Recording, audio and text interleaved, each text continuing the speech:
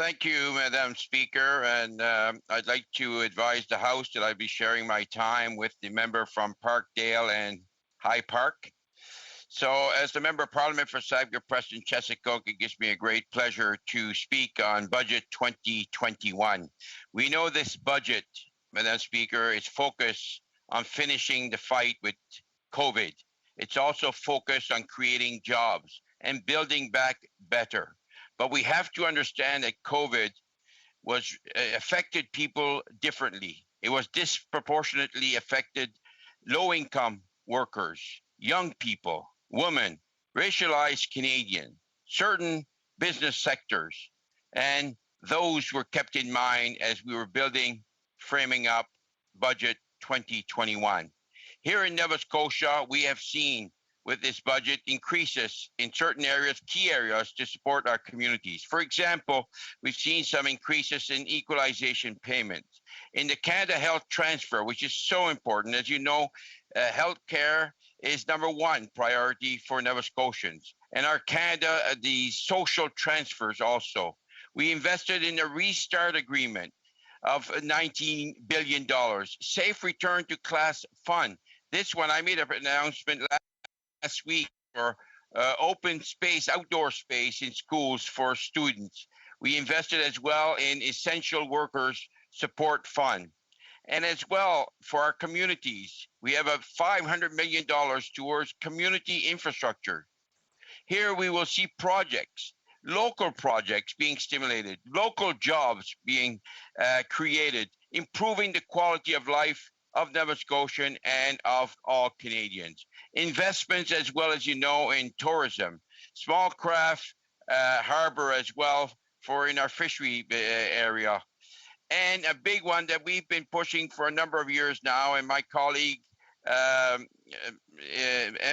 in Cape Breton brought forward a private member's bill. That's the EI sickness benefit. It was 15 weeks. We know this wasn't enough. So in this budget, we've moved that to 26 weeks.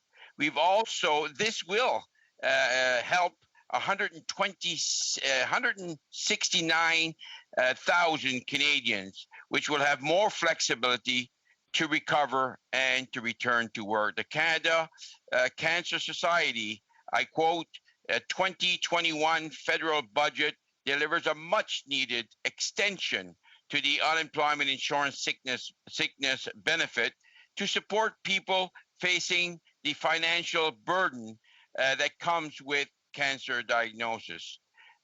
Now, Madam Speaker, I want to touch on something extremely important. This fundamental or historic investment in child care benefit. As you know, I'm a former educator and I know how important it is early learning to all Canadians. This investment, historic investment, will drive the economy, the growth of our economy, will increase women participation in the workforce, will offer, of course, good care for our young people. This plan will see a reduction in the costs for parents of up to 50%, Madam Speaker, by 2022. And the goal is by 2026, at $10 per day on average. If I quote the Nova Scotia Federation of Labour, a big win for unions with $10 a day childcare with the federal budget. Impressive investment. This is major for our country. Madam Speaker, also, I want to touch on investments for seniors. We know that seniors have had tremendous difficulty through this pandemic and they've been isolated, and we've had to come forward. And a gap that we've noticed is long-term care, and we've lost many of our seniors to that were in long-term care. And we're investing $3 billion, not only to establish standards, but to apply those standards and make those standards permanent. That's extremely important, and we will move forward on that as well. We committed prior to Budget 2020 that we would change the old age security to 75 years and older and increase. And we're seeing an immediate benefit that will take place in August, Madam Speaker, of $500. And then ongoingly, from the next year on, they will get a 10% increase to their old age pension Those are investments that are so crucial to our seniors. That represents 3.3 billion people receiving $766 more. Madam Speaker, as the Member of Parliament and for Veteran Affairs, Parliamentary Secretary, I should say, there have been some big investments for our veterans as well. We know that we invested $192 million to help with the backlog of disability claims. We've also invested $20 million in the COVID stream to help veteran organizations. But here in 2020, we're coming some more investments for veterans, $50 million over 3 years to enhance our Veteran and Family Wellbeing Fund. That's over and above the $3 million they're receiving per year. So that's going to be $8 million per year for the next 3 years.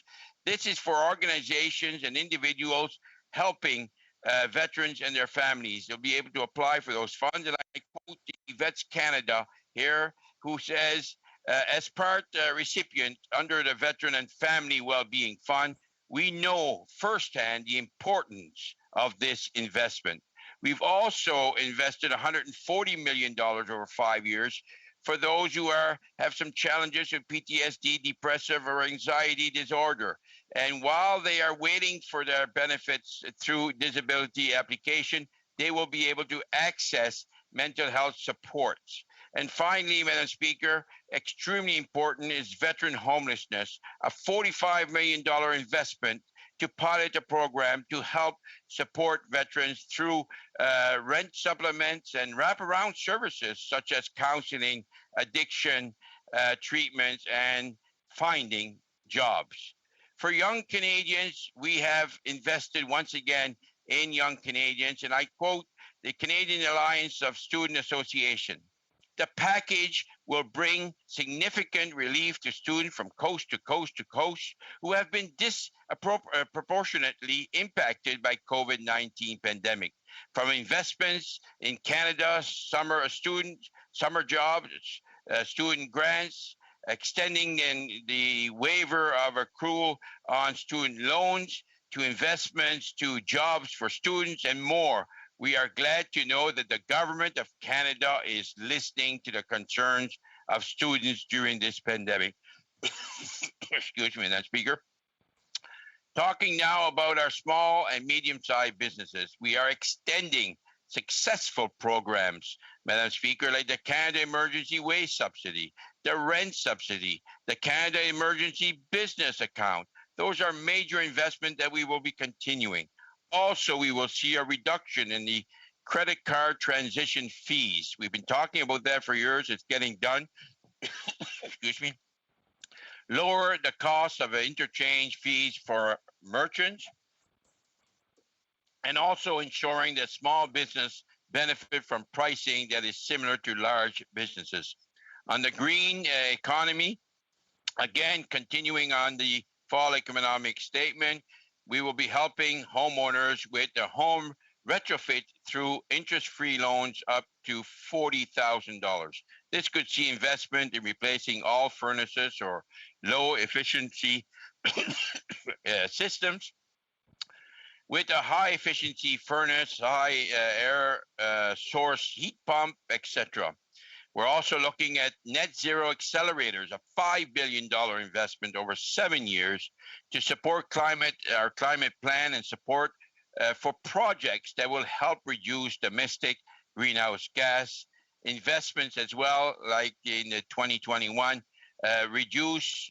propose to reduce 50% of the general corporate and small business income tax rate for businesses and manufacturers. Big investments there as well.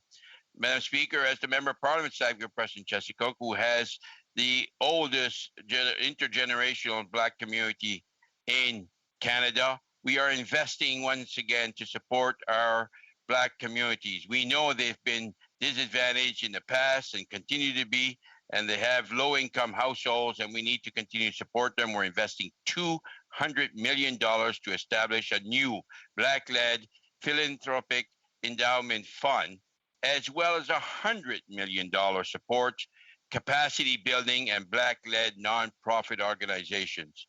These are investments that will help support our communities as we move forward.